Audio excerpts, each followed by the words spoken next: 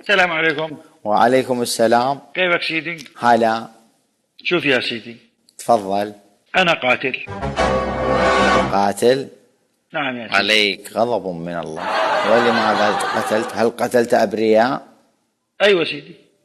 استغفر الله. نعم. وقاطع طريق سيدي. عليك سحائب اللعنة. نعم. سويت كل الجرائم سيدي. أنت في النار. بس يا سيدي أنا بحب أهل البيت. دخلت الجنة يا ملعون.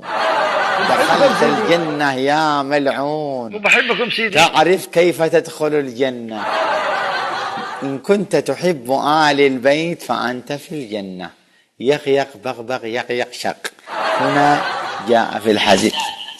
نعم هكذا يا ليلى.